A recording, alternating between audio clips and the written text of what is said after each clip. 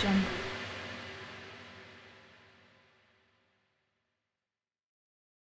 السلام علیکم پیارے دوستو، زلفی نالج لینڈ ورلڈ میں خوش آمدید۔ سلطان صلاح الدین ایوبی رحمۃ اللہ علیہ۔ میں اپنے اس بیٹے میں نوجوانوں جیسا جوش نہیں دیکھتا۔ نجم الدین ایوب کا لہجہ بدستور تلخ تھا، اس کے اندر ترقی کرنے اور آگے بڑھنے کی تڑپ نظر نہیں آتی۔ وہ 16 سال کی عمر میں بوڑھوں جیسا نظر آتا ہے، ہر وقت کھویا کھویا اور دنیا سے بیزار۔ کتابوں نے اسے کہیں کا نہیں رکھا۔ یہ کہہ کر نجم الدین ایوب چلا گیا اور زبیدہ اپنے بیٹے کی سربلندی کے لیے دعائیں کرنے لگی۔ جب پہلے دن یوسف صلاح الدین سلطان نور الدین زنگی کے دربار میں داخل ہوا تو اسے سلطان کے حکم پر عمرہ کی سب سے اگلی قطار میں بٹھایا گیا۔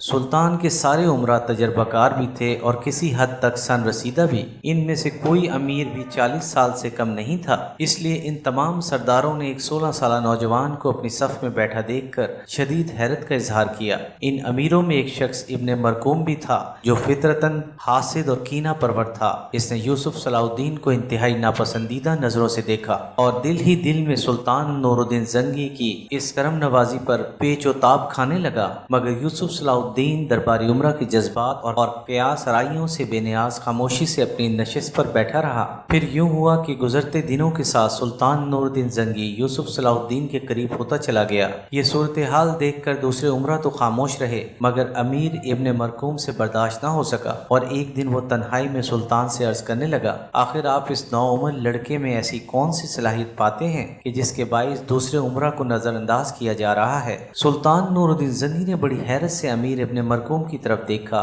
ہم نے کسی امیر کی حق تلفی کی؟ سلطان کی آواز معمول سے زیادہ تیز تھی۔ سلطان سے زیادہ رعایا کے حقوق ادا کرنے والا اور کون ہو سکتا ہے؟ امیر ابن مرکوم نے انتہائی خوشامدانہ لہجے میں کہا، ہم نے اپنے کسی امیر کو اس کے منصب سے ہٹایا۔ اب کی بار سلطان نور الدین زنگی کی آواز میں تیزی کے ساتھ تلخی بھی شامل تھی۔ امیر ابن مرکوم حاسد و کینہ پرور ہونے کے ساتھ ساتھ انتہائی شاطر و عیار انسان بھی تھا۔ اس نے فوراً ہی سلطان کے بگڑے ہوئے تیوروں کا اندازہ کر لیا، اس لیے لہجہ بدل کے بولا، سلطان محترم سے زیادہ اپنے عمرہ پر بارش کرم کرنے والا اور کون ہوگا؟ پھر وہ کون لوگ ہیں جو ہماری بے توجہی کی شکایت کر رہے ہیں؟ سلطان نور الدین زنگی کے لہجے سے ناگواری کا رنگ چھلک رہا تھا۔ وہ لوگ سامنے کیوں نہیں آتے؟ کیا انہوں نے تمہیں اپنا سفیر بنا کر بھیجا ہے؟ سلطان کی آواز مزید تلخ ہو گئی تھی۔ امیر ابن مرکوم گھبرا گیا، مگر اس کے عیار ذہن نے فوراً ہی نئی کروٹ لی اور بگڑی ہوئی بات کو سنوارنے کی کوشش کی۔ وہ سلطان کے روب و جلال سے ڈرتے ہیں، اس لیے سامنے بات کرنے کی ہمت نہیں پاتے۔ رہا غلام تو وہ دل و جان سے سلطان ذیشان کے ہر فیصلے کو قبول کرتا ہے۔ بظاہر بات ختم ہو گئی تھی، مگر ابن مرکوم کے دل میں یوسف صلاح الدین کی طرف سے گرہ پڑ گئی تھی۔ وہ اس خاموش تباہ نوجوان کو اپنے لیے خطرہ سمجھ رہا تھا۔ پھر ایک دن سلطان نور الدین زنگی نے تنہائی میں یوسف صلاح الدین سے پوچھا، کیا تم چوگان کھیلنا جانتے ہو؟ سلطان محترم، مجھے شاہ سواری کا فن آتا ہے، مگر اس کھیل سے مجھے کوئی دلچسپی نہیں۔ یوسف نے ادب و احترام کے ساتھ عرض کیا، میں چوگان کا دل دادا ہوں۔ سلطان نور الدین زنگی نے پرجوش لہجے میں کہا، یہ مردانہ کھیل بھی ہے اور مجاہدین کے لیے ایک قسم کی عبادت بھی، اس لیے تم بھی چوگان کھیلا کرو۔ سلطان نور الدین زنگی کو عشق کی حد تک چوگان کے کھیل سے دلچسپی تھی۔ ان کی اسی دلچسپی کو دیکھ کر ایک دن کسی بزرگ نے انہیں بھرے دربار میں ٹوکتے ہوئے کہا، کسی مسلمان حاکم کو یہ زیب نہیں دیتا کہ وہ ایک فضول کام میں اپنا قیمتی وقت برباد کرے۔ سلطان نور الدین زنگی نے بڑے صبر و تحمل کے ساتھ بزرگ کے سوال کو سنا اور پھر نہایت نرم و شیریں لہجے میں جواب دیتے ہوئے کہا، اللہ شاہد ہے کہ میں اس کھیل کو دل لگی کے واسطے نہیں کھیلتا۔ چوگان میرے لیے ایک ورزش ہے، کیونکہ ایک مجاہد ہمیشہ جنگ میں مصروف نہیں رہتا۔ جب میں یہ کھیل کھیلتا ہوں تو میرا گھوڑا کسی دشمن پر اچانک حملے کے لیے تیار رہتا ہے۔ بزرگ نے بڑی حیرت کے ساتھ سلطان نور الدین زنگی کا جواب سنا اور بڑے والہانہ انداز میں بولے، اللہ سلطان کی عمر دراز کرے، شاید ہی کسی حاکم نے اللہ کی رضا حاصل کرنے کے لیے یہ کھیل کھیلا ہو۔ یہی وجہ تھی کہ سلطان نور الدین زنگی نے یوسف صلاح الدین کو چوگان کھیلنے کا مشورہ دیا تھا۔ قدرتی طور پر یوسف بہترین شاہ سوار تھا، نتیجتاً اس نے چند ماہ کی محنت کے بعد چوگان جیسے مشکل کھیل میں بھی مہارت حاصل کر لی۔ پھر ایک دن سلطان نے اپنے تمام امیروں کو میدان میں جمع کر کے حکم دیا، تم لوگ اپنے اپنے فن کا مظاہرہ کرو اور ایک دوسرے پر سبقت لے جانے کی کوشش کرو، بس یوں سمجھ لو کہ آج تمہارے فن سپاہگری کا امتحان ہے۔ سلطان نور الدین زنگی نے ایک خاص حکمت عملی اختیار کرتے ہوئے اپنے امراء کے دلوں کو جوش اور ولولے سے بھر دیا تھا۔ یوسف صلاح الدین بھی چوگان کے اس مقابلے میں شریک تھا۔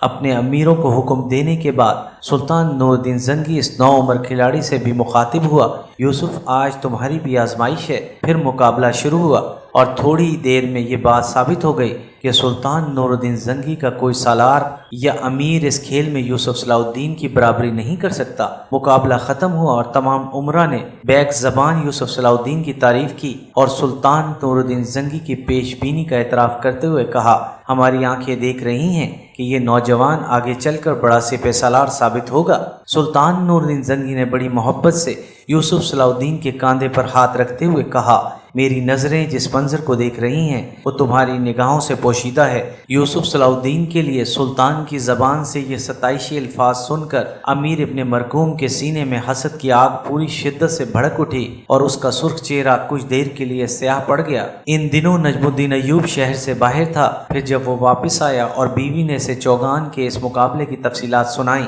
تو وہ فرط مسرت سے چیخ اٹھا، مرحبا میرے بیٹے یوسف، مرحبا، تمہیں یہ شاندار کامیابی مبارک ہو۔ یہ کہہ کر نجم الدین ایوب نے بیٹے کی کشادہ پیشانی کو طویل بوسہ دیا۔ اب مجھے یقین آ گیا ہے کہ تم نے میری نصیحت کو دل سے قبول کر لیا ہے۔ پھر شام کے تمام امیروں اور وزیروں نے یہ منظر بڑی حیرت سے دیکھا کہ سلطان نور الدین زنگی یوسف صلاح الدین کے ساتھ چوگان کھیل رہے ہیں۔ ابتدا میں یوں ہوا کہ یوسف صلاح الدین نور الدین زنگی سے آگے نکل جانا چاہتا تھا، مگر سلطان کے احترام کے پیش نظر وہ ہر بار اپنے گھوڑے کی لگامیں کھینچ لیتا تھا۔ کچھ دیر تک تو سلطان اس کے طرز عمل کو سمجھنے سے قاصر رہے، مگر پھر انہیں اندازہ ہو گیا کہ یوسف صلاح الدین قصداً یہ حرکت کر رہا ہے۔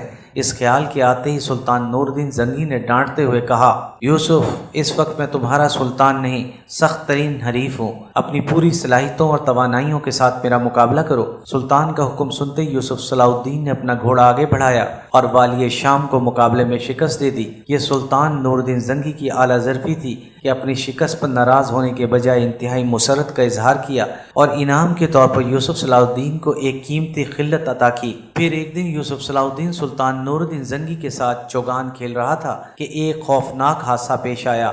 یوسف سلطان کے گھوڑے کا تعاقب کر رہا تھا۔ دونوں گھوڑے اپنی پوری رفتار میں تھے کہ یکا یک یوسف صلاح الدین کے گھوڑے کو ٹھوکر لگی اور وہ اوندے منہ زمین پر گر پڑا۔ اس کے ساتھ ہی یوسف بھی دور تک گھسٹتا چلا گیا۔ میدان کے کنارے کھڑے ہوئے خدمتگار دوڑ پڑے۔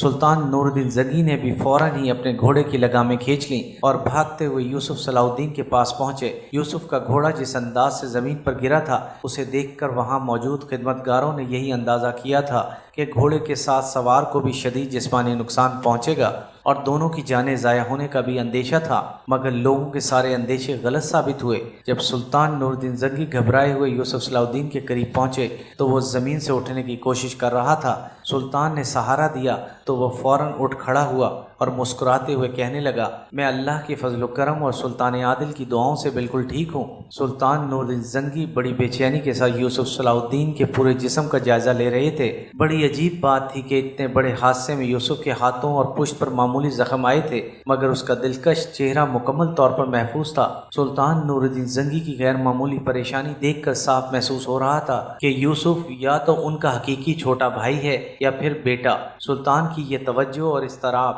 دیکھ کر یوسف صلاح الدین کی آنکھوں میں آنسو آ گئے۔ سلطان محترم، میں آپ کے اس خصوصی التفات کو کبھی فراموش نہ کر سکوں گا۔ ایپیسوڈ 8 اختتام پذیر ہوئی۔